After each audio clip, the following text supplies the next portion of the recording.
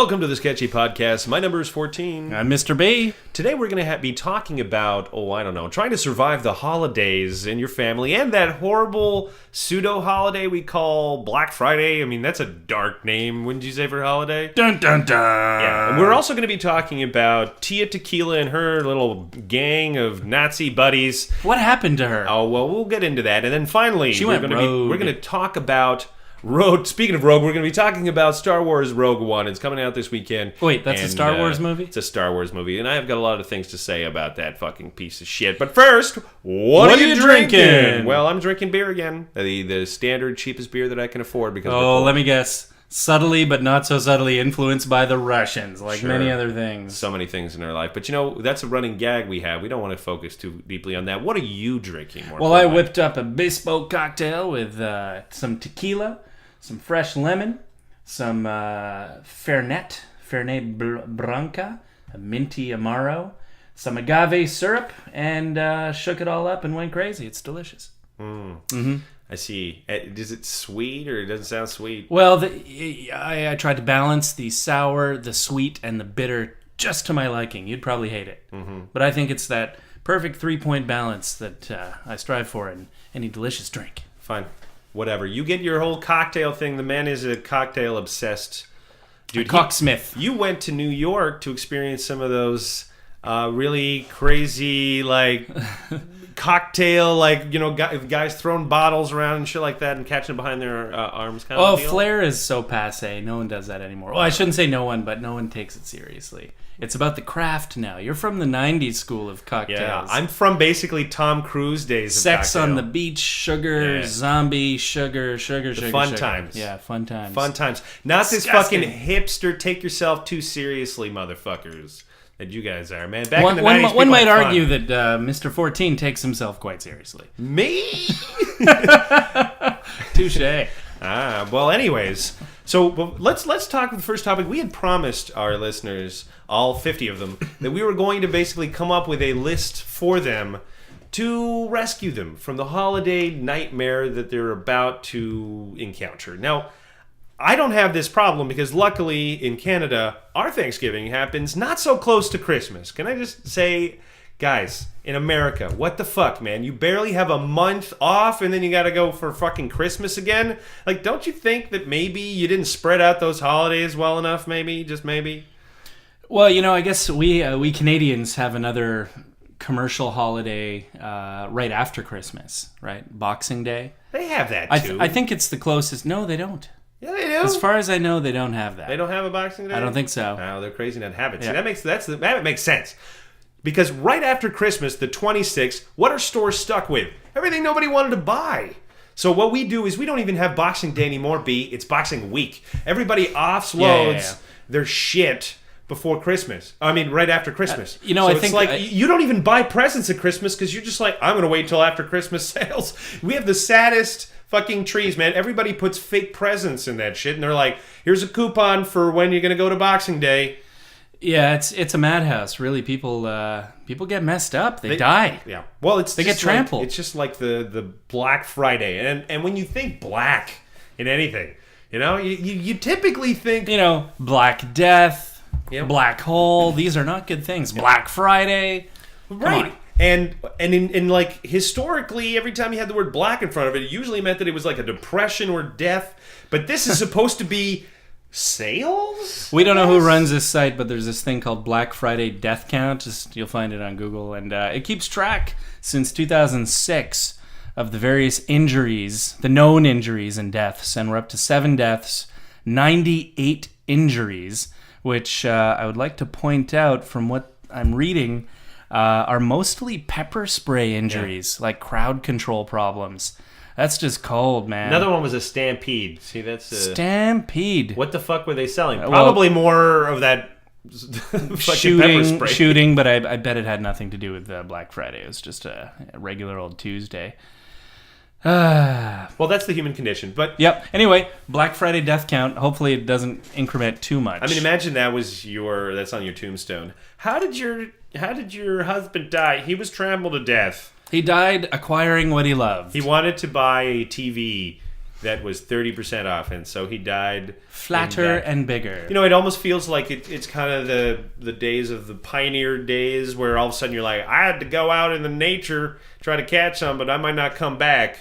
It's like those days again, except for now it's just for a Samsung phone that you just didn't come back. You're like, what a glorious way to go. So, let's avoid all this shopping talk because, it depresses me. And for the most part, I think everybody's just already probably too broke to afford anything. So instead, let us talk about how you're going to survive these holidays because you're probably having it right now as we speak, preparing your fucking turkey and all the stuffings and that shit. It seems like most of the Americans I know take Thursday, Friday, and the weekend off.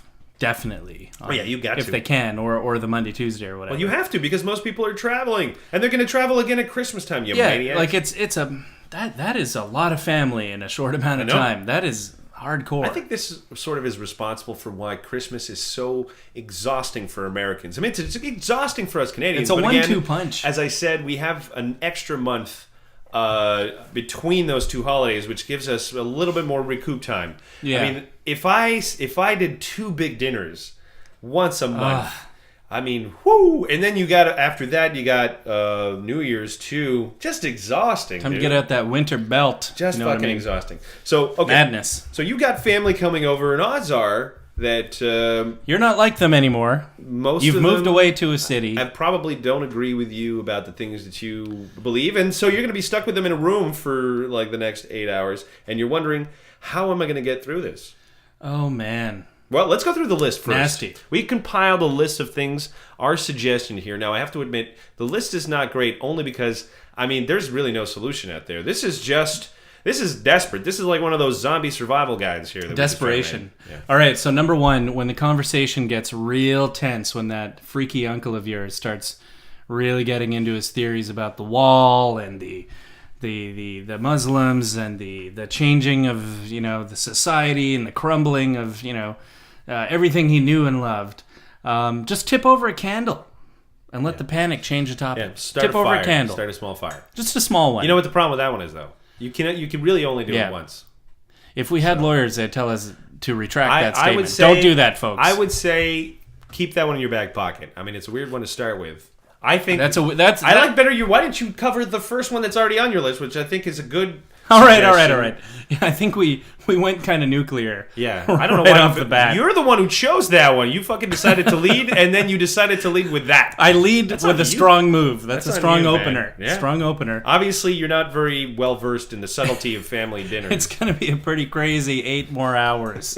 Ouch. If that's the first move. Okay, no, your first move. Next one. Your first move should be to invite someone that, maybe it's not a family member, a friend, but that is just going to quote unquote ruin your party. Like someone that everyone can focus their hatred on. Like maybe it's someone who's extremely loud or drunk or just dirty or smelly. Whatever it is. Just annoying in that universal sense. Yeah.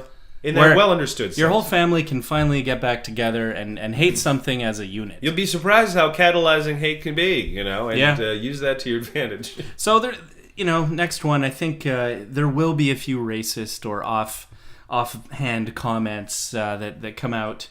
What are you gonna do? Are you just gonna rail into that kooky cousin of yours? No.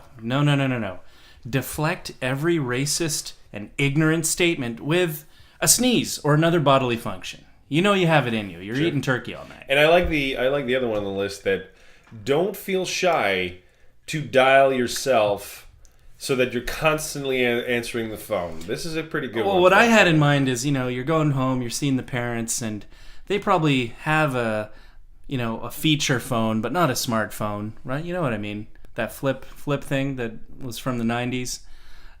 They still have a landline. That's what world they're in. They're in landline world. So when the party gets a little too uncomfortable for everyone, dial the home landline. Someone's got to pick up. Someone's got to answer. And it's gonna bug everybody and to throw everybody off. All right. Who keeps calling? Who's calling? Try not to laugh. Try not to laugh. And then maybe what you do is, just so that you don't get caught talking, maybe have some pre-recorded, sort of things like sound telemarketing effects. Things or who knows what. Right. Just and again, maybe that telemarketing thing goes back to that second suggestion, which is something that everybody can hate. You can just talk about telemarketers. Oh, those darn telemarketers giving us a call in this beautiful family dinner we're trying to have. It makes you forget how much you actually hate each other. Sure. Just for a few hours. Now, what I think you should really do even before a party is you should do a lot of research into every sport known to man. And because sports are safe. If you're going to fill out of an entire night, all right? Yeah. Football. There's only so many football and what do they so play? Many footballs? Lacrosse scores you can memorize. Yeah. Whatever the kids are playing these days. And, watch YouTube videos. Get opinionated about it. Very important. Because it's one of those things where you can be opinionated about sports and really hate the other person's sports, but for some weird reason, they've learned to get along. Right. Unlike everybody else, but rivals competing against each other. I mean, it's unless you're talking soccer hooliganry here. For the most part, everybody can kind of go home and just get over their team losing. I'd say this is one of the easiest ones to sort of fake. Like, even if you're not really into sports, all you have to do is remember a few key phrases, like, oh, they really gave it their all, or they're going to try better next time, or someone mentions a player, you just say, that scoundrel. Well, first of all, just have a strong always opinion. Focus on local team. Find out a few things about local team, and find out who their dreaded rivals are, and really start to kind of exploit. How about them Bear Sharks? Crazy season. We're giving them a lot of great sports advice. Don't go to us for that kind of shit. That's really not our specialty. And so that hopefully will get you through a couple hours anyway. Although you could always try the whole silent approach. I like this sort of you say nothing. Right. Well, you have to make noise when people acknowledge you, but just confirm nothing. Deny nothing. Eat the turkey and get the fuck out. Yeah. Right? Yeah. You could also, I'm a big fan of, there's a side note to that, of feigning a sore throat. I just can't talk. I can't listen to you. Sorry, I can't talk. I can't listen. I have some gastrointestinal problem. Or you could just sort of here's what you could do as well. You could shove cotton in your ear and just say you have a nasty ear infection. You can't really hear anything. And, just swipe that Tinder all night. Do what you got to do, That man. could backfire, though, and people could start yelling at you instead the because worst. they think that you're, The worst. Well, let me yell my opinion at you, but... Hey, now, again, you're taking risks. If you're one to interact, but in more of a sociopathic way, you can play little games. You can try to sort of mindfuck people. Like, one would be... if you're bored, I guess. If you're bored and, you have nothing better to do for a couple hours, try to pick a fairly common word like caramel or caramel for you monsters, or indigenous, and see how many people throughout the night you can gradually nudge to mispronouncing it. Keep a score and laugh. The sociopath will appreciate this. There's also just sort of you could try to take things with a grain of salt and have a drinking game out of every time somebody says something that is totally racist or inappropriate. I mean, the thing is, I mean, nothing has really changed about this holiday except for now. Everybody seems to be on this whole, with this new attitude, being like, well, I can say anything I want now. And it's gonna get annoying. One tack you could take is to just own it. Like, really, you're different from your family now. And what you can just have a frank conversation that, hey, although I now have a same gendered partner, I have these huge ass wooden earplugs. I'm actually the most right-wing person on my block in the big city. If you came and visit, you'd realize that's true, Ma. Yeah. Just own it. I mean, what people used to do, I mean, in a serious note, when they used to disagree about things, the first step that they would always do is they would find all the things that they do agree with. And for the most part, most people agree with a lot of things about each other. It doesn't have to be important things. But you just have to find the points of agreement. I mean, it could be something as simple as, I have not met one human being that does not like Back to the Future. You know what I mean?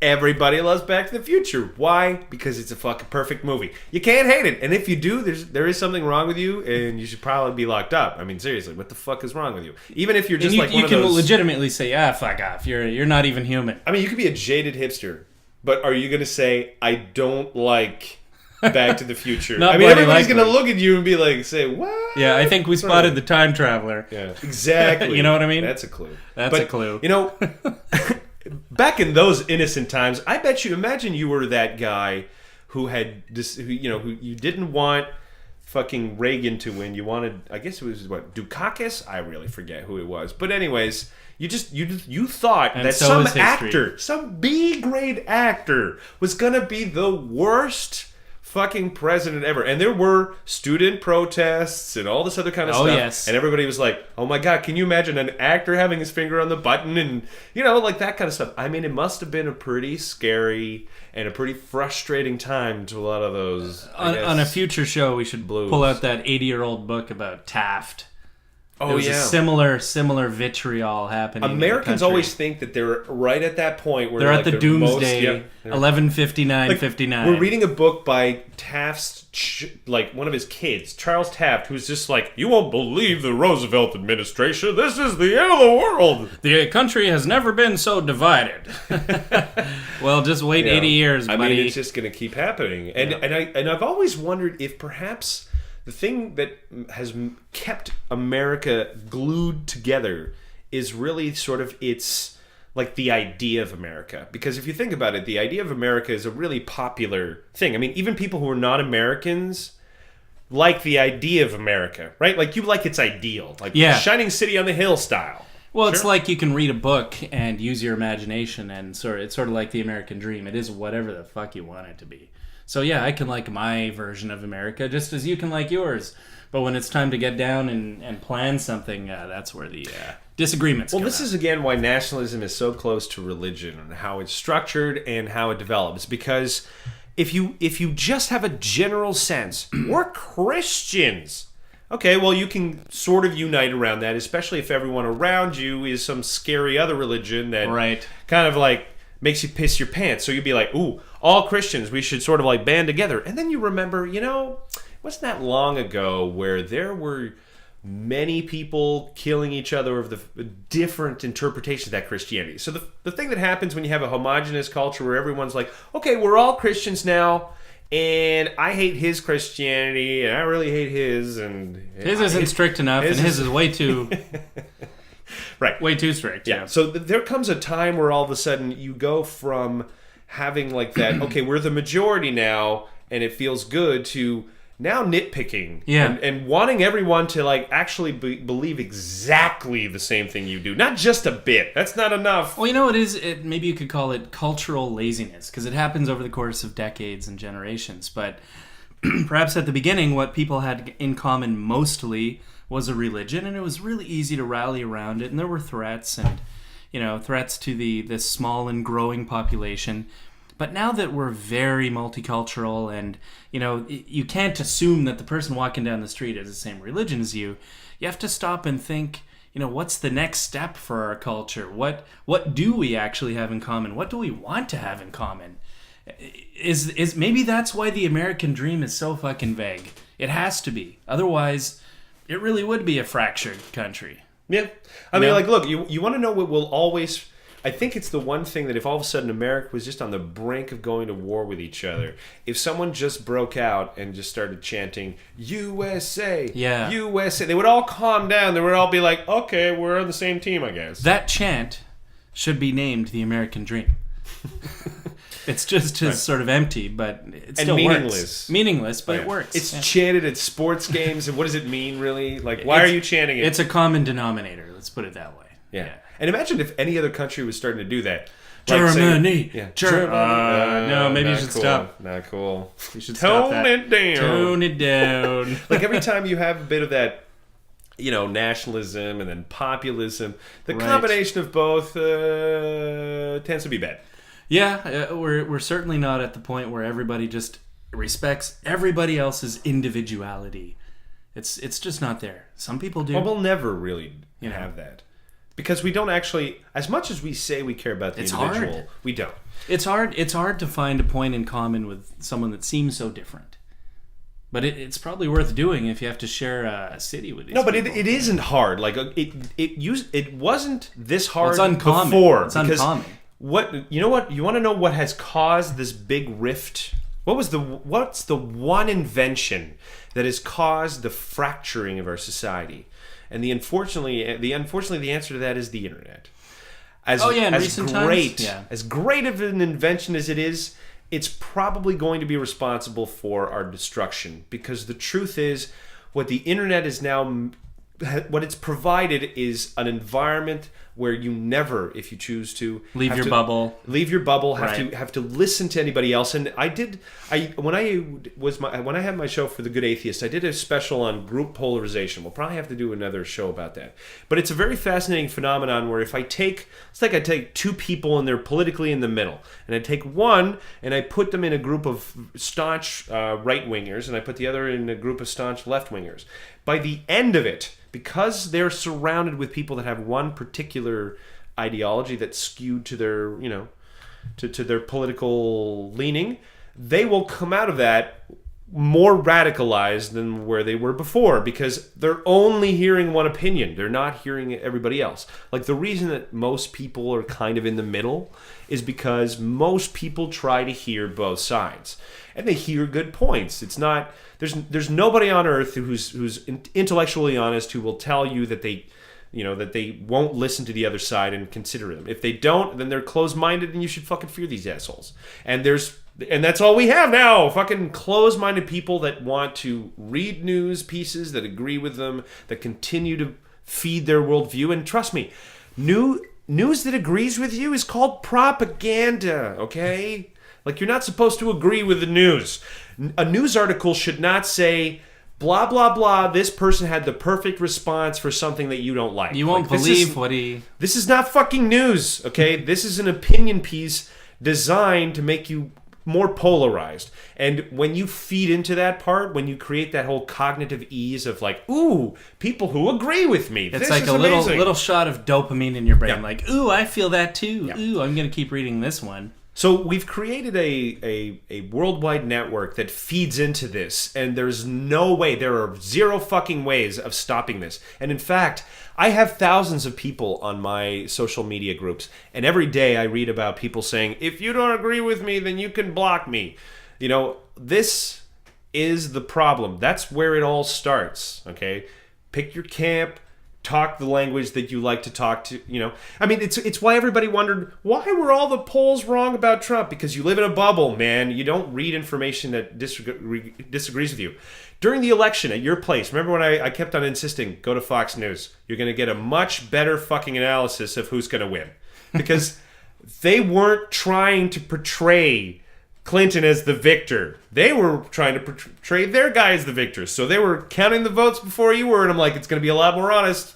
A lot more fucking honest. And when you turn that channel, that's when the party fucking tone went down, boy. Oh, man. Woo! Did the energy in the room get sucked out? I don't know if it was a coincidence. Like, Fox News, of course, was going to be, reporting on the Republican side of things. But it just so happened that it swung that way. No, but, I mean, why would a person who wants to get news, why would their first instinct be like, let me go to the place where it agrees with me the most? I agree. It's a better strategy to like flip back and forth between different biases, exactly. Not necessarily stick with Fox News because you're guaranteed to get better. No. I mean, I know that's not what you're saying. It would totally break that rule. I'm like, the reason I wanted us to switch is flipping because back around. It was the only way to really actually get the total perspective. The full spectrum. Yeah, the full spectrum, because one side doesn't want to show you the other side because they're always afraid of the arguments that might sort of like, seduce you to the other side. So it's like an apologetic. An apologetic for any religion spends their entire life trying to figure out those really enticing arguments against you and how you can sort of neutralize them. That's their fucking life, man.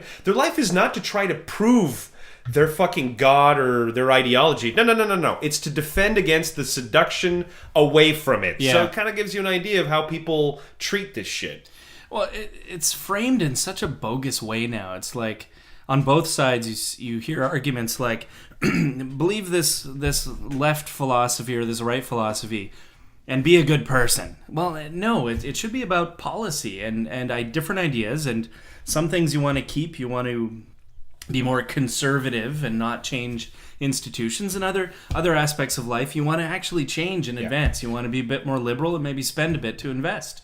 Those are really the two options. Well, this is that why I exist said when today, you but try to find they're not things in framed that common, way. you might find that many of your economic policies might be the same as somebody who's more conservative. But the problem is definitely. that the blinders are on where you're like, well, as a conservative, I have to support anything that's conservative. This is why you have Why can't we- evangelicals voting for the first atheist president Madness. ever. Like, Madness. Donald Trump is a fucking atheist, okay? He cannot name you, like I said, more than 3 books of the Bible. He has absolutely no But fucking look, knowledge it's so of easy God. to justify and twist things like, even though he thinks he's an atheist, God definitely sent him so he could blah blah blah fix the world, and he'll come around. No, they wouldn't God even has a say that. plan. They would say they wouldn't believe you if you told a religious person this Right, man doesn't right. believe. Well, They would maybe. say, "What are you talking about? He believes the same things I do." Which is this is the other thing too that I despise about politics, and something that I noticed during the electoral process. People were saying, you vote according to values.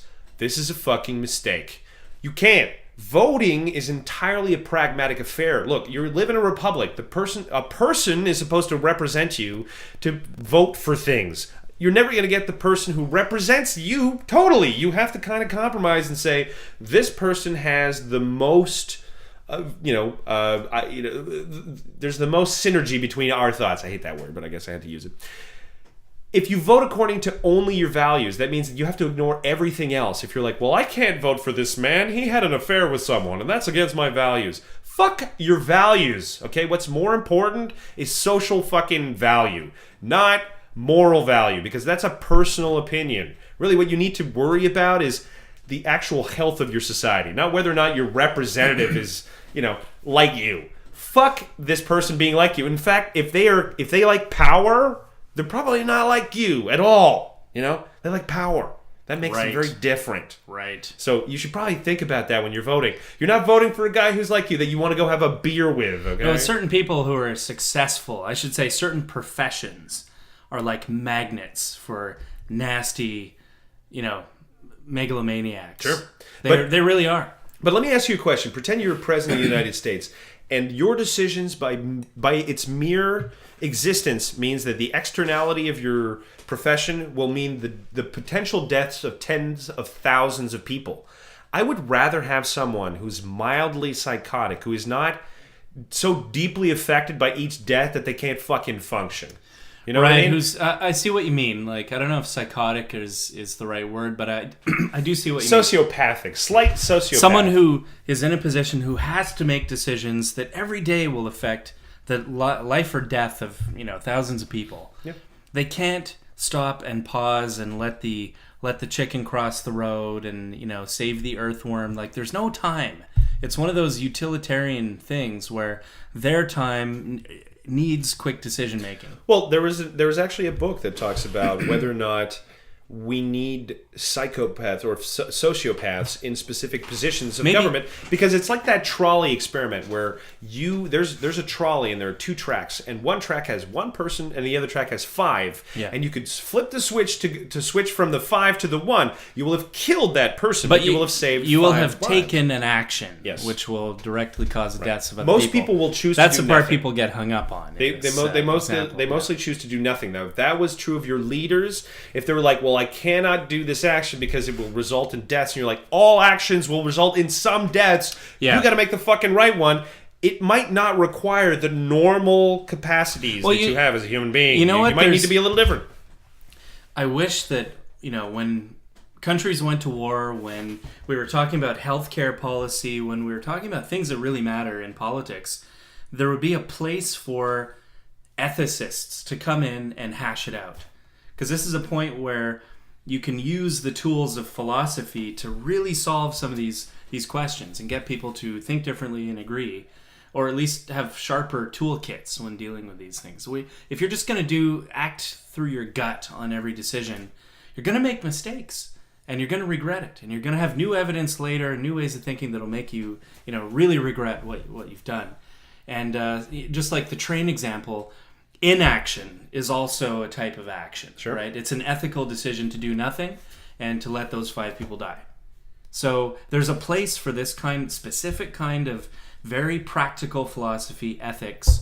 You already have it today. One of the only fields that ethicists can get jobs is I shouldn't say one of the only, but literally one of the only, is in biomedical scenarios. Deciding, the policies. Who gets the fucking... Who gets the organ, and, how much money to an insurance company will put into, care and quality of life and all that stuff. So, we have this toolkit, and it's been developed for millennia, essentially. We're not using it when it counts, when real people's lives matter. Yeah. It's a damn shame. Oh, well. Okay, let's move on to our... Well, we got a couple more. So, we have two more? Speaking of the bubble... Oh, yeah. So we've got two final suggestions. One is a bit more extreme than the other. The extreme one would be... Yeah, bring a prayer mat so you can just trigger that fucking... Go full trigger. Do 5 prayers a day. We're assuming, not all families would be triggered by that, but it will certainly spark a conversation in some households. And finally, I think this is actually... this one's all right. You might go to jail for this, but this is your desperate plan. Ethically, Zed. Ethically, it's probably the most humane. Yeah. Ready? Antidepressant-infused gravy. Yes. Think about it. Think about it, but not too much. You didn't get the idea from us. Don't do it. Right. Pretty funny, though. All right, let's move on. I want to talk about a scientific little principle that I read about. Now, you're going to be driving this one mostly because Mr. B is the science guy so here in the podcast. Tell us how you got interested in this freaky-ass topic. So I was reading an article about whether or not guns would work in space. It was one of those things where I'm thinking... Don't ask why, but I had an astronaut to kill. A cosmonaut to kill. Well, actually, it does turn out that up until recently, every space mission has always carried with it a gun. There are always guns in space. You might think there's why would you want a gun in space?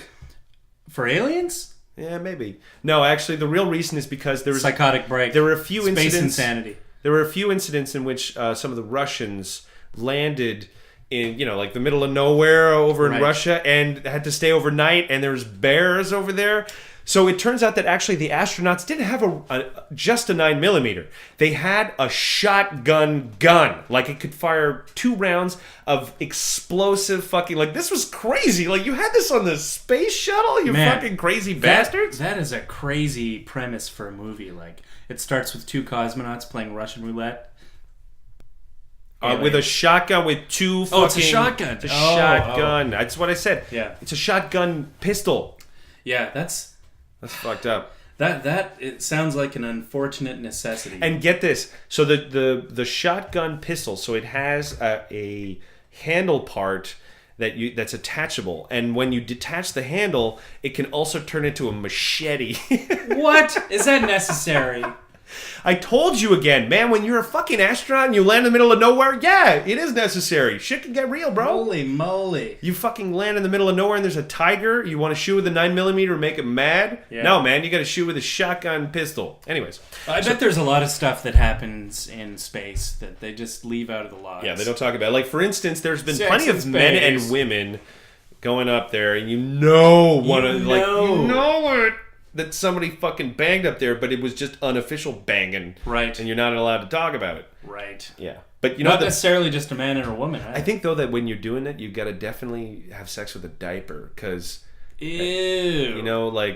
What do you mean have sex with a diaper? I'm saying that you probably should have one big diaper that 2 people scrunch into? I'm saying that what you're doing is you put a diaper between your privates as you're having sex, because then you cannot... You can't have that love mist floating around the air system. Exactly.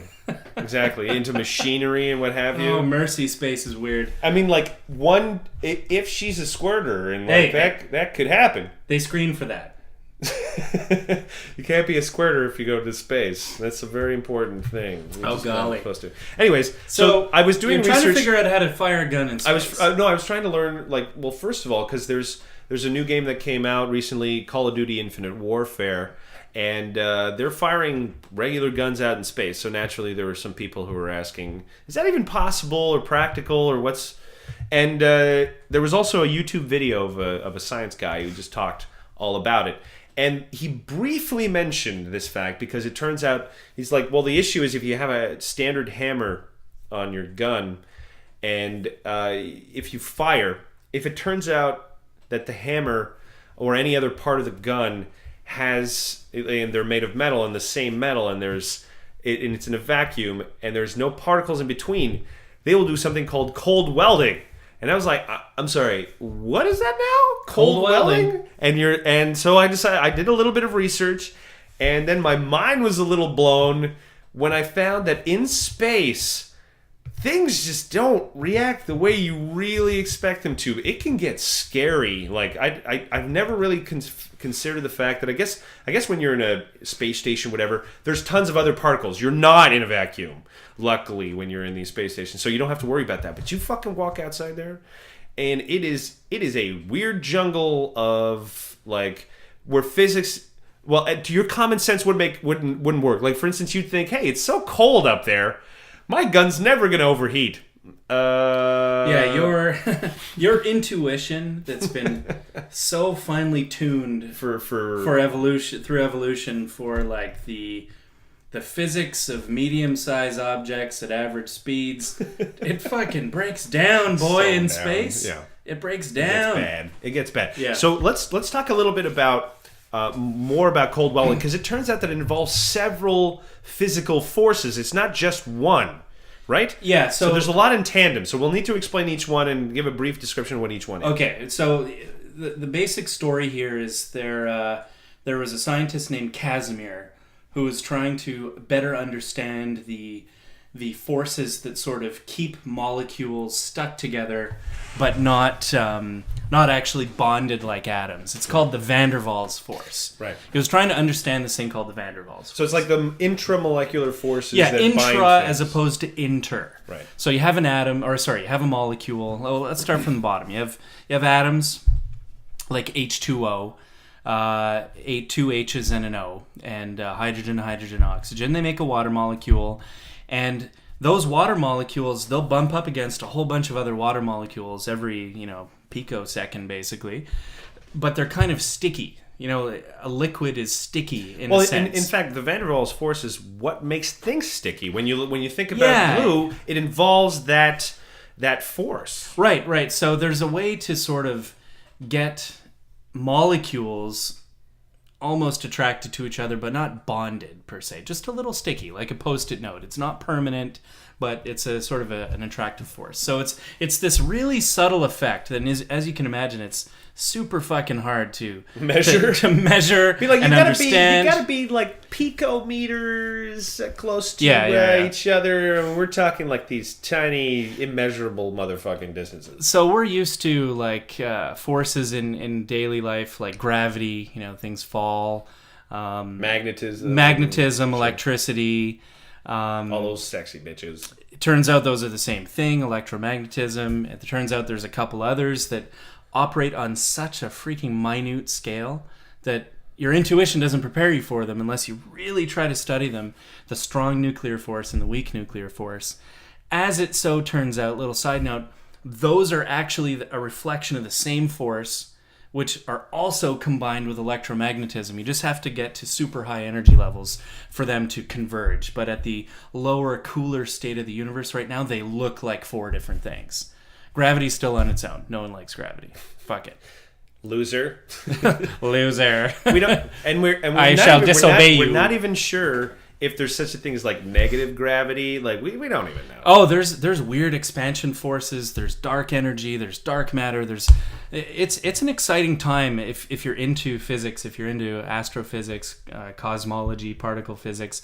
There are a shit ton of unsolved mysteries, or at least a couple very, very profound ones. Yeah. And every once in a while, I always read about this. Ooh, this discovery could do it. It could solve like the the fact that we just all of the forces that we know about just don't gel together. Okay, so as well as we want. Getting back to cold welding, the way to understand this is you have empty space. You have the vacuum. When you talk about a vacuum in a physics sense, you're not really talking about the vacuum you use to, clean your carpet or whatever, which is really just a rush of air. It's like a pressure pressure changer, really. You're changing the air pressure. It's not wrong, but it's just a special case of something far scarier. Space, like the vacuum of space, is not the same as the vacuum inside your little air pump. Like the weird thing about roll around your carpet. When you go in outer space, I mean, you think emptiness.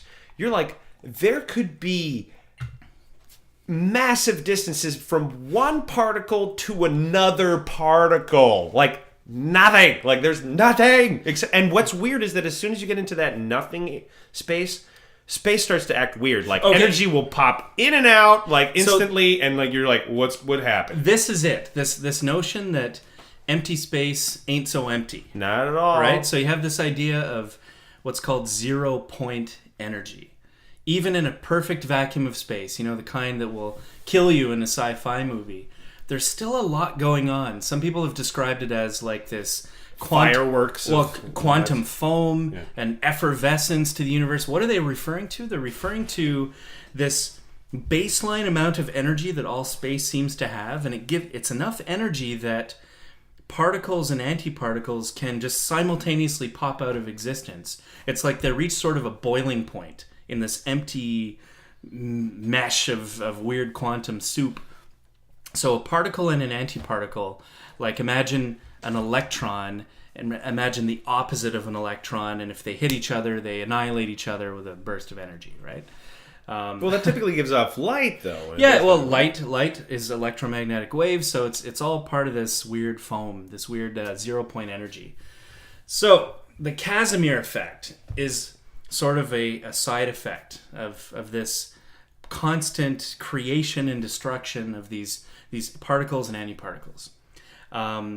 The best analogy I can give is imagine you have these waves everywhere. Imagine you're in like a bathtub or an ocean, and all the waves are very, very evenly spread apart. Let's say they're just 1 foot apart. They go on for infinity, every direction, 1 foot apart. That's a big bathtub.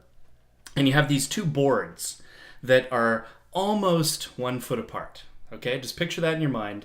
So the waves on the outside are hitting the board, and they're causing pushing it closer and closer. Every once in a while, they nudge the boards in. There's a little bit of pressure. But there's also enough space between the boards so that another wave can kind of sneak up in between and push them out.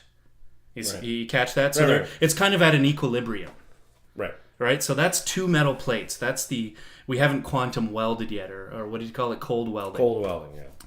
Now, imagine that those boards get just a little bit closer now, so that no wave can sneak up in between them and push them out.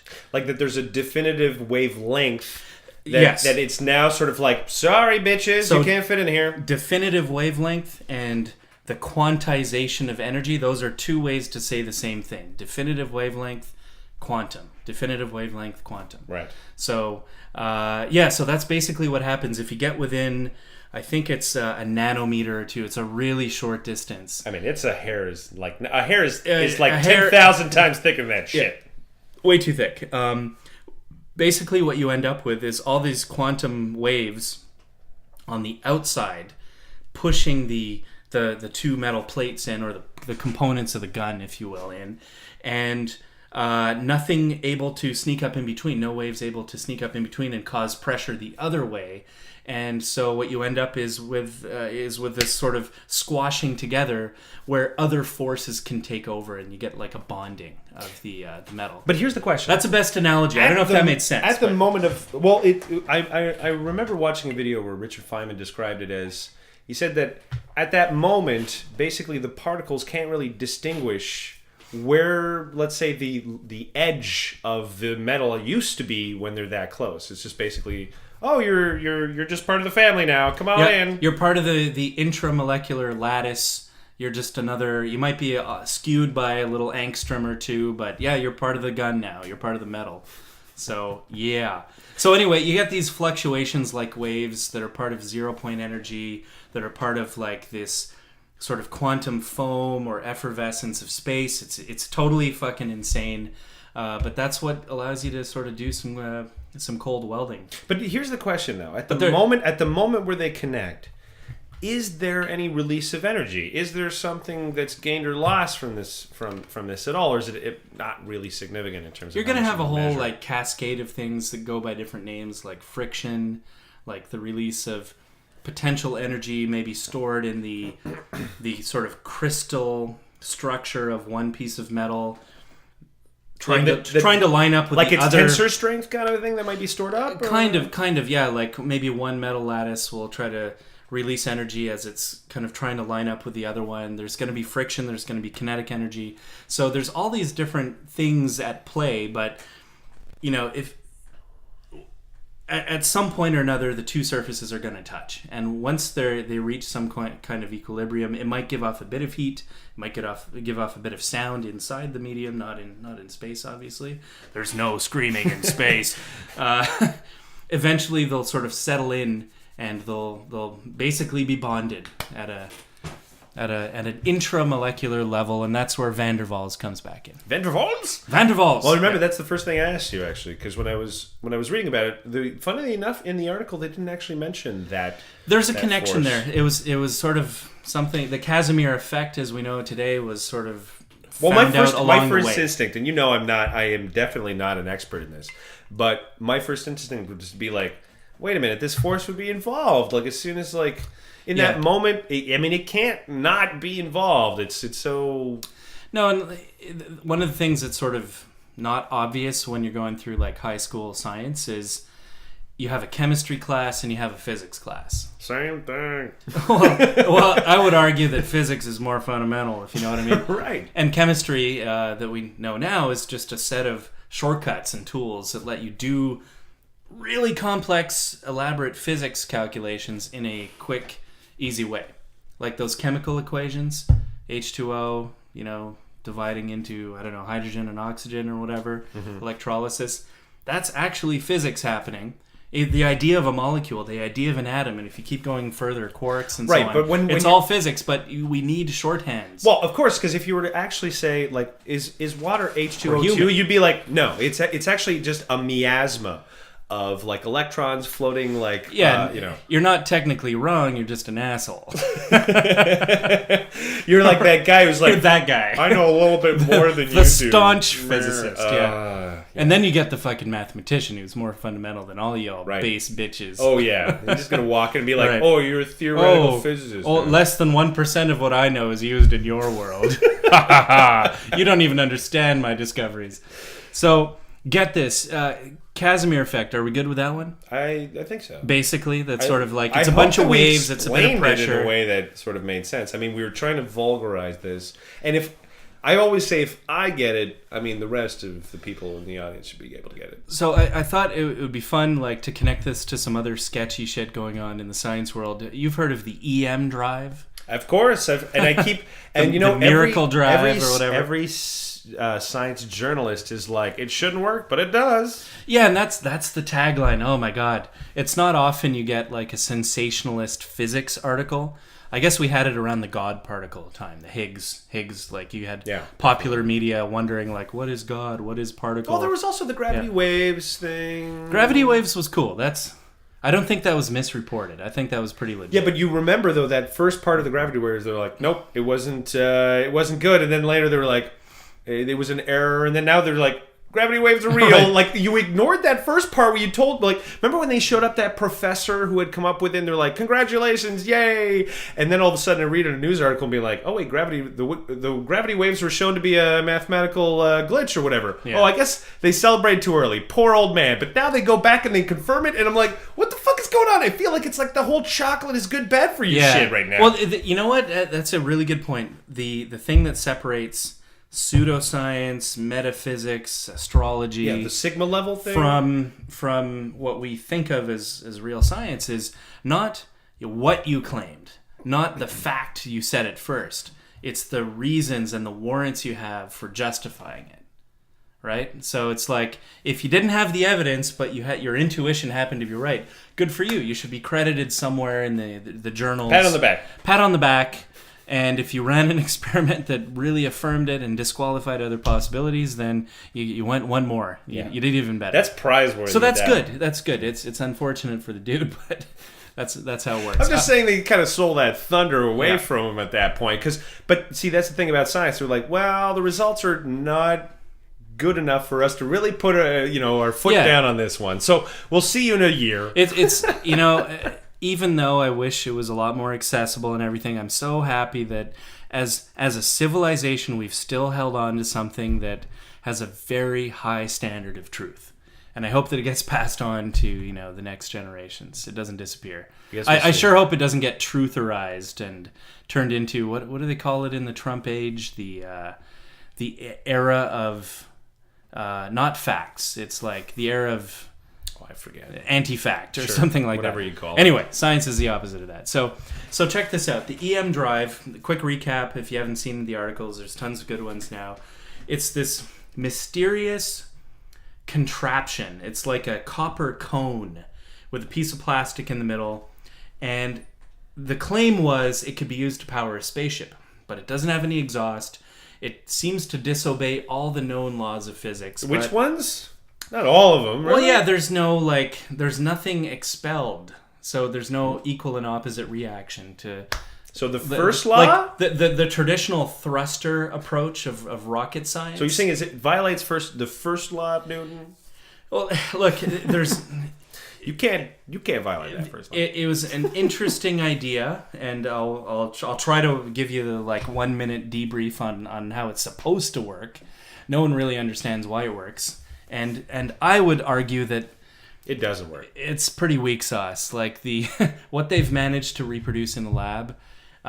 This is published in a credible journal. NASA's behind it now because hey, it's worth a shot. Why not take a moonshot on a new? You might have discovered something that breaks the physics. Probably not. Probably not. But so here's the idea. Getting back to this. The vacuum with these 0-point energy particles getting created and destroyed. Oh, they're trying to use 0-point energy. It's all connected. It's all connected. So boy. I'll make it quick. The idea is you create conditions within this closed system, this cone, where a particle gets spontaneously created out of nothing. There are certain manipulations you can do to sort of make it real or separate the one particle from the antiparticle. You accelerate it with an electromagnetic field, hence the EM drive, and then you just count on sort of the magic of the other particles. The magic of 0-point energy and the vacuum state to make it disappear. Either I think it's before it leaves the cone, but you essentially accelerate that virtual particle for the short time span you have it around because they disappear pretty quick, and use that short existence of a virtual particle or a newly created particle to accelerate the rocket, and then it disappears so it doesn't leave any exhaust. Okay, so it's laughable. It's super fucking laughable. And, there's a lot more going on. I don't want to get into the nitty-gritty details, but it's sort of like step 1, build cone, rocket shape, engine. Step 2, magic. Step 3, go to Mars. Do you know what it reminds me of? So do you remember a couple of years ago when they were trying to measure, I think it was neutrinos, and then there was some news that maybe neutrinos were faster than light. And it had turned out that it was an error in, I'm not sure if it was the calculation or something like that, where they had basically just that mistake in just a couple of numbers wrong, sort of came out with oh my god, it's faster than light. Well, oops, no, it isn't. Yeah, correction. The age we're in now, to do real experiments, you have to. Often your margins of error are way bigger than the signal you're trying to detect in your data. Just like the gravity waves. The gravity waves thing. They were example. Discounting trains going by, miles and miles away. They were discounting the vibrations from their network equipment in their server room. They were getting down to the fucking details. And so in this EM drive experiment, you might have heard through regular media. I think Forbes ran an article. There's all kinds of articles now saying, "Hey, this might be our way to different intergalactic civilizations." But just so everyone's clear, the amount of supposed free energy that was, extracted from this device, it's in the order of, I think it's millinewtons. It's like nothing. It's really, really nothing. And the debrief I was reading recently, I think the Ars Technica one is pretty good. You don't have to be too sort of technical to get through it. The most likely, the opinion that most people have is that there's some other thermodynamic effect of flipping on this huge energy source that causes this maybe uneven heat distribution on the copper engine itself. So the copper copper's a huge the copper heat piece dissipator. might actually be absorbing the heat, and its contraction Exactly, and it's expansion much more likely it. than Yeah. we've broken all the rules of known physics. Yeah. So that's the sketchy part, in my opinion. So anyway, one more thing: Hawking radiation. Have you ever heard about the evaporation of black holes? So what I understand is that black holes are constantly, anything that it absorbs, it shoots out, although we don't see it, but it shoots out rays of X-rays typically, and some gamma rays probably at the same time as well, from having chewed up all those stars. So I guess that once that runs out, technically it should evaporate and then go away, right? Like that's the whole deal. It's kind of a probabilistic thing in space where sometimes you'll get a super high energy pair of particle and antiparticle. And if you're just lucky enough and the creation of those particles is disrupted somehow? Is like right outside the event horizon, the point of no return of a black hole, there's a certain configuration, there's a certain way that can happen where one of the sides of the pair, one of the two particles, will actually fling out into space, super high energy, and the other one will get sucked back in. And the net effect is energy or matter is leaving the black hole, and the one that shoots in sort of is negative energy. And it basically, just like you can have antimatter, negative energy, that's sort of so this what's negative happening. Energy, is it compensating for the energy Yes. that's already absorbed? It's flinging into the black hole and it's eating away at it, and eventually the whole thing evaporates. So you'll see these images of these astronomical images and sketches of two insanely powerful like jets of super high energy particles coming out the poles of a black hole. They're not actually getting ejected. The theory is, the best theory we have for what's going on. They're being created. They're being created on the surface. And Jesus. once in a fucking while, the regular old vacuum we know as nothingness is creating these, very rarely, but just often enough, a super high energy version. Here's my question. And it's creating this jet. Could this explain, what's it called again? The fact that we have matter and non-antimatter. Could black holes be the... Wait, did you just do a double negative? Did you say matter and not antimatter? What the fuck does that mean, bro? Okay, the fact that our universe is made of matter, not antimatter. You're talking about the imbalance of... So could black holes be furnaces for matter? Are they a way to like selectively drive out the antimatter? Because it should have been created in equal proportion, but obviously what we observe Are we using our existing energy to create quote unquote matter using black holes? I'm not sure. I think it may have already been studied, but maybe that could be part of the process. My line of reasoning, my line of questioning would be, could it account for the sheer volume of matter we have versus like the sheer size of the discrepancy of matter and antimatter, and take it from there? But maybe the answer, What's that called again? Super or something? It's got a word. Well, there's supersymmetry. Supersymmetry. I don't know. I think that's what it was called. About. Yep. Yeah. Anyways. Yeah. So anyway, it turns out up. your cosmic cold welding is connected to the Casimir effect, which is connected to why water is wet, basically. Van der Waals, which is connected to the sketchy-ass EM drive. Let's track that story, shall we? Let us. And that's connected to black holes. Who knew? All right, well... that's sketchy science. Your brain is probably just about this close to fucking exploding. Pop! So let us take a break, and let's talk about the alt-Reich for just a moment. Okay, let's stop talking about science for a minute, and let's go back to the dirty politics. Let's get to a real mystery of the universe. Tia Tequila. Yeah. So if you're not familiar with her, do you remember MySpace? Do you remember that? God. Okay, so it turns out that she had the most popular MySpace account when no one was on it anymore. when everybody was jumping off that bandwagon. Wow. So what she did was she was able to leverage that still on MySpace? into like TV shows and modeling and all kinds of things. MySpace happened first. Yes. Because I just knew her as some sort of trashy TV celebrity personality. That came from a basic... That came after MySpace. That came from her MySpace So fame. she was like... She was the first social media The original sort of did what the YouTube stars have Yeah, done. basically. But she was a crossover hit. She was the first real one to do so. And, like... Her story basically runs the gamut of what you would expect. So she went on, obviously reality shows. She had a reality show which was basically her trying to, like The Bachelorette, but because she said she was bisexual, she had like an equal amount of girls and guys trying to like date her. Progressive. This fucking train wreck. Anyways, now you have my attention. Lasted 2 seasons. I don't know what they were doing. Maybe they couldn't find. They were anyone careening for her. out of control, much like Tia is now. So, there was that part of her life, and then after that, she tried to be on Big Brother. But when she started to transition over into stardom, it seems as though she began to flirt quite heavily with fascism and Nazism in particular. Now, here's something that is probably not really well known, is that is not an uncommon thing with young people.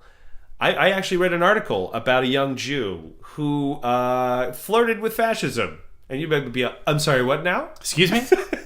And when you really think about it, actually, the notion that you have as, let's say, a North American who never had to deal with World War II, and you know about fascism the same way that you know about it through fucking Indiana Jones, okay? Like, not at all. Well, in those kinds of situations, I think that you probably view fascism as rebellious and almost sexy. And so a lot of people are drawn to it because they don't have to do any fucking It's research. counter everything. It's counter everything. Yeah. I mean, how could a Vietnamese girl claim to love Hitler, all right, and to basically be like, I'm a Nazi. I'm like, you're one of the races that they didn't like, okay? So Yeah. what's that about? It's funny in my various travels to the East and Central Asias, I encountered some young people who were oddly into just Hitler, and they didn't seem to be into it for the same reasons that, I don't know, neo-Nazis would in Europe and in the West. There are weird restaurants where they kitsch up that shit. They do, and weird. it seems to be something they've latched onto for some fucking No. unknown reason. It's not an unknown reason. Look, if you want to really understand, why is Godzilla a popular character in the only country to ever fucking be nuked twice? Why would they have Godzilla? Because the Japanese deal with things by like bombastically exploding them. Right. Really Well, is what this they wasn't do. Japan. It was where did I encounter this? I Probably think it was, Philippines. Yeah, definitely India. There was a certain No, but group there's fascist movements in But, Japan. anyway, it was so bizarre to see someone with like a Hitler computer desktop, and I looked at them and like, huh, what? Yeah. And they're like, yeah, check it out. Do you know what that means? So cool. I was completely disarmed. I had no idea what to say. Well, it can be tough because if you think about it too, like I said before, most of our knowledge of fascism really comes from movies, and movies have a tendency to always make their villains a bit sexy. Like, is Hitler the new Fonz or something? Like, what happened? Is he the cool bad boy? I think of history. I mean, now? what it is that doesn't make sense. It is the bad boy of history because I God. think that, like I said, people view fascism as a revolutionary force. They're like, well, society needs to change, and back in the day, where in the 1920s, society also needed to change. People Things were like, just got done. I think that violence is a good way to change things. Enough of this debate nonsense. Let's get things done. Let's smash a few heads. We need a strong leader. Yeah. Right. So this is why I said, again, nationalism with populism is relatively dark. But the reason that America actually, for a long time, never was able to actually understand its fascist roots is because, okay, you know how you probably make fun of, let's say, right-wing people who associate fascism with socialism. Right. But there is actually some connection that I think a lot of people on the left ignore. Like, National Socialism was really actually a kind of a violent and authoritarian, not even authoritarian, I would say the difference between, let's say, communism and fascism would be that fascism really does believe that power structures go upwards. That it's like supposed to be more of pyramid style, and it did believe that, for instance, companies and capitalism was good, but only when it worked for the state. And they believed in quashing labor rebellions and things like that. But they also they also thought to themselves, they are very pragmatic. They said, we need to at least provide a minimum standard of living, which is the socialist part of fascism. So help society and do whatever it takes. Exactly. Yeah, which is why they introduced like the Autobahn, which is why they introduced the Volkswagen, because they want every person to have a car and have a certain minimum standard of living, because they realize that if you're authoritarian, but everybody's got it somewhat sweet, they're not going to fucking do anything against you. They're not going to rebel. So America really rejected the socialist part of fascism, but it absorbed everything else. I mean, like in the World War II, the fucking talks of Father Kugelin, sorry, and his whole like, oh, you know, the Jews are bad and blah blah was huge. I mean, it was fucking massive. So because of that rejection of fascism, of socialism, I think that most Americans always thought that they could easily reject fascism. But what they never realized is that what they absorbed about fascism was its kind of appeal to violence, its belief that sort of like, you know, companies and corporations were in a better position to dictate the national path, if you will. Like, what direction are we in? Well, we need strong business, and we need a strong leader, and we need to quash rebellion, and we need a fucking minority that we can easily target as the source of our troubles. You know, the Jews were rich. Oh, well, the reason we're poor is because the Jews are rich. So, you know, eliminate the Jews and we'll all be rich. Step 1, find an enemy. Yes. Step 2, rally people behind you. Yeah. Basically. So that old playbook. Where communism would say, oh, the result of this political strife is merely misunderstanding, because if the proletariat realized how good they would have it with us, then they would jump on board. But again, like I said, fascism is more like the proletariat need their fucking daily bread, but the rest of it they can go fuck off. Like, and so I think that because of its sort of like, you know, its violent, almost sexy nature, it appeals to young people who want, I mean, like, they need change. They're surrounded by old people who don't want the fucking world to be any different. So you're going to kind of cling to something that sort of offers you a radical strategy against that, you know, the malaise that you're particularly feeling. So this is why you have the Tia Tequilas. Like, there's a photo that got her in trouble. So her Twitter account's fucking banned, and she's been banned for Facebook for a long time. But the picture that did it was her doing a Zig Heil at some kind of fucking party, and there's a bunch of dudes. But one of the guys in there is also this Jewish kid. Huh? Fucking, yeah, exactly. Flashing a Zig Heil. Why? Because he's probably a stupid, dumb kid who wants to appear rebellious, cool, and, you know, like, they think that they're like the sexy Nazis from fucking Indiana Jones. And it's not that There's shit. another story, I think it was today, from a major U.S. university, sort of frat party, where, what was the headline? Like, exceptionally racist costumes were used. And it was just, I think, young people trying to come to grips with what the hell is going on with the world, and probably being pretty dumb about it. But well, they want to be rebellious. Dressing up in every trope, like the Asian hat and the shakeout outfit, and it's just wild. Well, think about it. Okay, so I'm trying to remember if this was Monty Python. But Tia's not a teenager, right? No. Not that it excuses it, but... Anyways, so I'm trying to remember if it was like, there's this famous comedy troupe. I think it might have been Monty Python. They did a bit once where, when they were really young, this is before Monty Python days, I think, where they went to this church and they did all kinds of like weird things. I think one of them did a, you know, like a Nazi salute or whatever. Young guys trying to fucking shock the establishment. And years later, you know, they talked about it and say, you know, I regretted doing this. Again, I'm not sure if it is the Monty Python, but it was a very famous comedy troupe. And they were just trying to explain the fact that they were doing this because at the time it was shocking to people. And you got to realize that young, rebellious people will try to use every trick in the book to shock the shit out of you because, one, they want attention, and two, they want to appear like cool and, like I said, rebellious, right? The rebel without a cause. And if you have no cause, and if you don't really have a fucking ideology, and you can just grab something that seems sexy, weird, and evil and make it your own, of course they are. It's An easy. Asian person's going to say Zig Heil like it makes sense. A fucking Jew's going to say Zig Heil like it makes sense. It's sort of like the salamander-like instinct to get a reaction from someone. Yes, basically. I'm just going to reach for the most shocking fucking trope possible. Yep. Yeah. And that's what's behind that, and I think that it's a large part of what's also behind what, you know, if we term the alt-right, but what I jokingly call the alt-Reich, is I think that all these frustrated people are like, oh, well, I can just, you know, I can attribute whatever I want to this ideology, which is why I think everybody has to kind of, if you want people to jump off that bandwagon, Get back to the motherfucking history books and start actually teaching that shit because they don't know. They don't fucking know. Like, they think they know. They went to an article that agreed with everything they said on some fucking dipshit WordPress site. They gave them absolutely no facts, told them what they wanted to hear. Hitler wasn't so bad. Really? He wasn't... He came this close to destroying Germany. When he was losing, Hitler told his generals, burn Germany to the ground. He was forcing kids to fucking fight. And if you weren't fighting, you would be hanged. So, yeah, no, he was a good guy. Real good guy. Desperate good times. Guy. Yeah. He destroyed his nation. Wow. Real fucking good guy. Okay, let's move on. If he can't have it, no one can. Let's move on. Let's talk lastly about a movie that's coming out this weekend that you didn't hear about because you know nothing about pop culture. So this Rogue One. Rogue One, yeah. So this. So is I was shocked. The first thing I have to say, I was shocked to hear it was a Star Wars film. Why? Because it's so close. Well, I heard you talking about Rogue One all day. I thought it was some honestly, I thought it was a Pokemon themed game. Wow. Woo! Okay, so some of the things I know about physics, I lack in. Why is it shocking?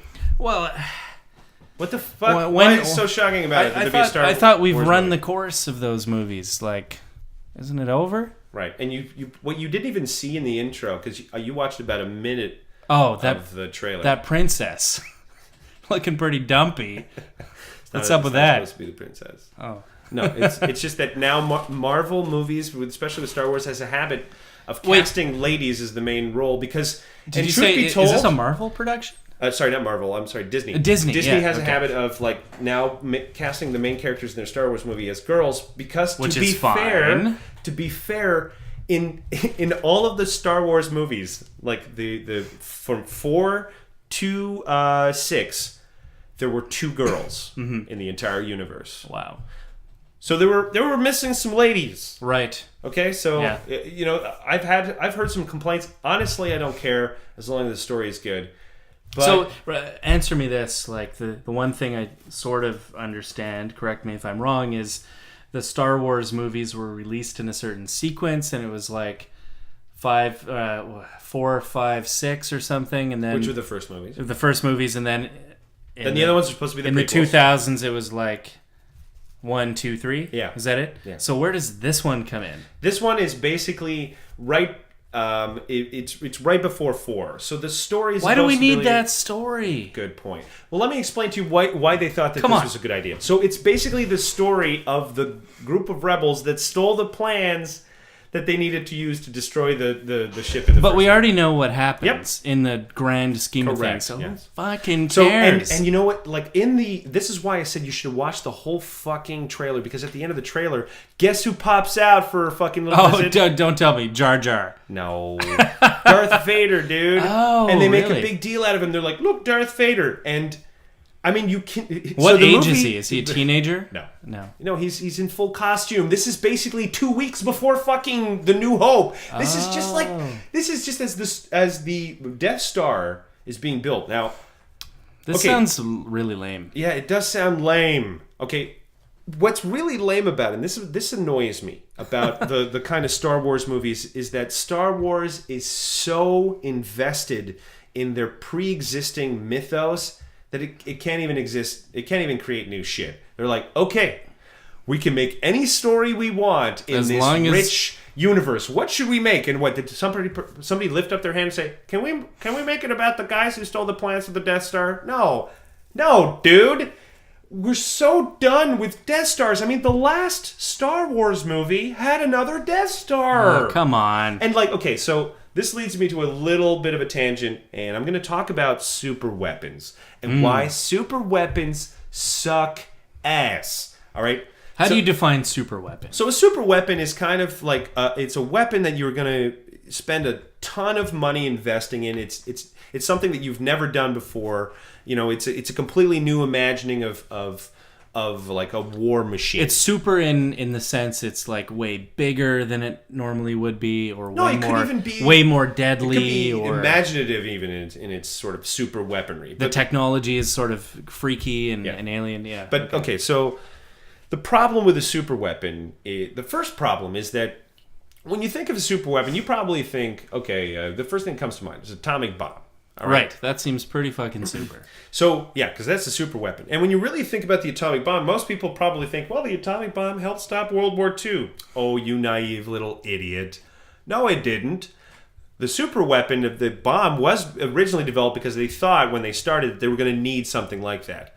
But actually, Japan was leveled before they actually blew it up. And Nagasaki and Hiroshima were the only two cities that had not been firebombed because they wanted to specifically test this weapon. But it had no real war strategic value. Fucking zero, okay? None. It was just that they had already spent so many fucking millions of dollars on this thing, and they were like, well, what the fuck are we going to do with it? Let's use it. All this crazy talent that was brought away to work on it. The smartest people in the world to make this. I mean, and it's kind of like right before there was the nuclear bomb, the Germans were working like crazy about trying to make V2 rockets and shit. Spending untold money, labor, research on trying to make these rockets because they're like, hey man, we have these rockets, we're going to be able to win the war. No, fool, you're already on retreat. Like, you should have been forgetting about your super fucking weapons and getting back to basics. But I think that everybody always thinks, I'm going to build this super fucking weapon and it's going to totally shift the tide of war. Like another good example of what the Germans had. They had this fucking mega cannon. What was it called? I can't pronounce it. It was called the... Yeah, it was called the Heavy Gustav or the Schwerer Gustav. The Schwerer Gustav. So imagine a cannon that is the size... I don't even know how to describe how big this thing is. It was on a railway. Yeah. It wasn't a rail gun, but it was a railway. You had to move it on a railroad. Yeah. And the cannon... This was basically like a giant... like a cannon. So it could fire like 48 kilometers or something like, what was it, 29 miles? 29 miles. So it was designed specifically to level the French forts. Right. So the French had actually built like something called the Ligne Maginot, which was just a series of fortifications because they didn't want to fight any more wars. They were like, we're done. The trench killed them. I mean, like, they lost, I think it was for every German soldier they lost like 2 soldiers. Like, it was bad. All right, like, they got their ass kicked and they were traumatized from the war. This thing was pretty big, eh? Yeah, it was a length of 155 feet, 47.3 meters, and just the barrel alone 106 feet, 32 meters. My God. Yeah. So this thing now, you would think, man, this must have really been used a lot. It was fired 48 times. And then so they were trying to shell the fortifications, but unfortunately with a gun that big, the barrel was damaged from just having fired like a couple of rounds, so they had to change the barrel. And it's not like this is an easy barrel to fucking change here. So the projectile would shoot out at 2,700 feet per second, 820 meters per second, and you would be able to fire one off every 30 to 45 minutes. I imagine it's because of the cooldown. Boom. Yeah. Ouch. So it gets fired 48 times, and then they dismantle it because they were going to use it for the Russian offensive.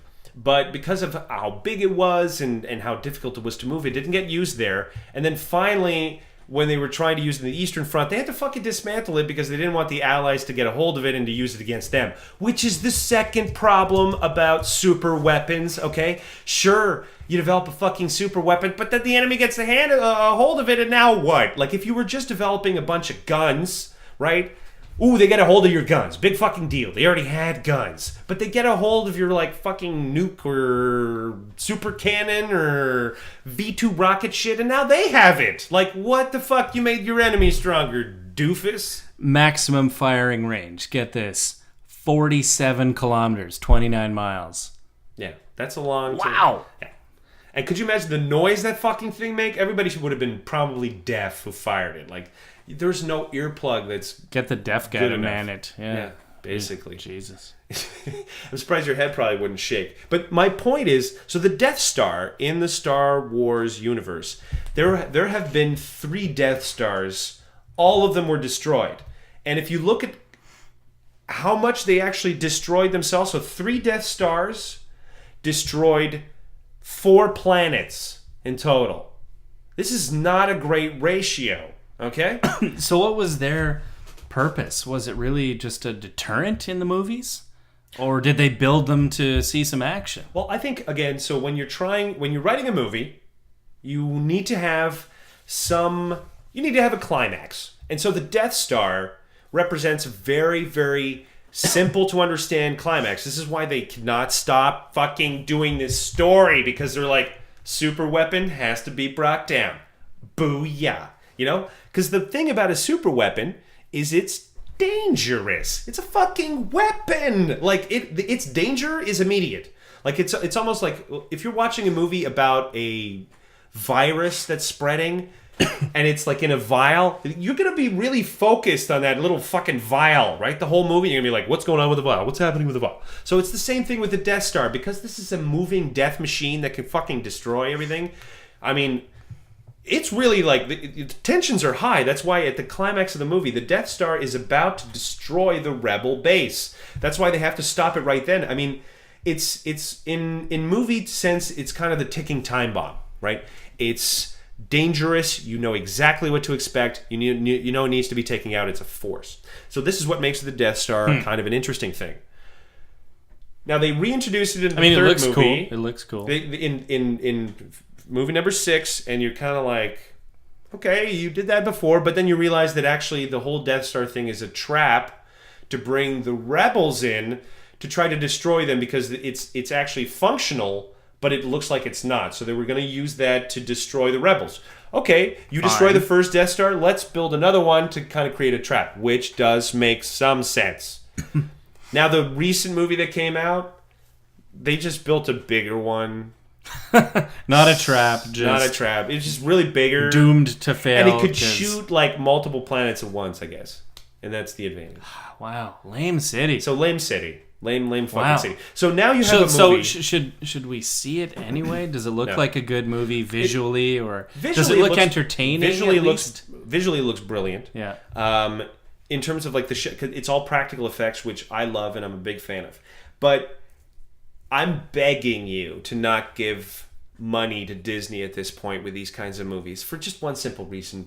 Demand creativity. Okay, when you're revisiting a story about a villain who is dead and centered around a plot point which was destroyed, you're just like, what? Why the fuck am I watching this, man? Like, yeah. What am I gaining from this? It feels like you're being cheated out of a good movie ticket, right? You are. And probably an hour and a half of your time. Like, all the characters look interesting, but what they're doing is such well-trodden territory that I'm bored talking about it. At least, like, period pieces, as much as I hate them, we know the ending, but it was real.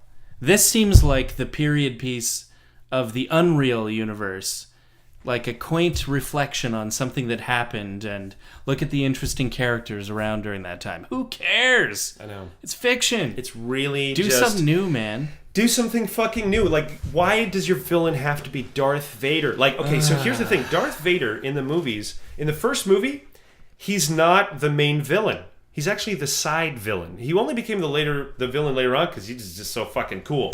The main fucking villain is like the guy who actually blows up the general. Like, I forget what his fucking name is suddenly. I don't know why. Moff Tarkin, I think his name is. Anyways, he's the bad guy. He's the one who actually controls Vader, and he's his boss. In the second one, he's the bad guy. But in the third one, he's actually the good guy because he kills the Emperor and he saves his fucking son. So he's a bad guy for one fucking movie. The main bad guy for one movie. And now, you can't get over Darth fucking Vader. Like, the day that Star Wars fans can get over Darth Vader is when their universe can grow. But until then, it would be like if Star Trek couldn't get over Kirk. Like, everything was made about Kirk. You'd have, like, pre-Kirk movies, post-Kirk movies. You'd be like, fuck Kirk in the ass. I need something new. This is a universe you're trying to create here. Let's get some new blood. Huh? Some new fucking blood. I don't get it. And these guys are they're projected to make $150 million this opening weekend. Everybody's going to be giving them their money, and I'm like, don't do it. It seems like such a safe play, like a safety dance. Like, they know that the people who saw Star Wars growing up, they have kids now, they want to go to the movies with the kids, and maybe It's just nostalgia. It's 100%. It's lame.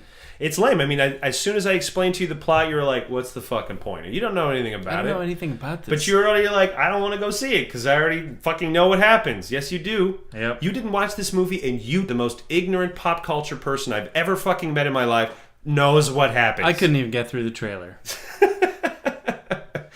All right, well, I guess that covers our podcast for today. If you're going to go see Rogue One, screw you. And if you think that I'm wrong about it, you know what, leave a comment. Why don't you prove to me that I'm being the cynical bastard and that we should be count ourselves lucky. This is what I hear from people. We're so lucky to have a Star Wars movie. You were brainwashed, okay? But if you think that I'm wrong, why don't you go ahead and you fucking tell it to me. To my YouTube face. To my digital face. To my digital face. Say it to my digital face. Let's have a digital duel in the comments section. Exactly. And it would also do some, us good in terms of spreading the word. If you guys are listening to this and you like the show, remember, we're just starting over at the beginning. Tell your fucking friends. Force them to listen to the show. It's not going to take them long to love it. You know that. Yep. I mean, we're going to be doing this. Not only are we doing a show every week, but there's some other goodies. We're going to be doing tons of other goodie stuff, so you guys should be totally paying attention to our YouTube channel. We got our eye on what's sketchy, all the hypocrites and bastards and weird cultural items coming your way. And as long as I stay angry, which I can't foresee, oh man, he's so pissed. I can't foresee a future in which I'm not angry, then the show can continue. The show will go on. Man, we gotta get Gowd on the show one of these days. He's a hoot. Oh, well, there'll be more God segments, but, Gowd. Let's not overpromise things. We promised them a show today. We delivered that. We're working slow. Happy Thanksgiving, antidepressant-infused gravy. So, drink plenty of gravy. And with that, my number is 14. I'm Mr. B. Try to have a good Thanksgiving, I guess.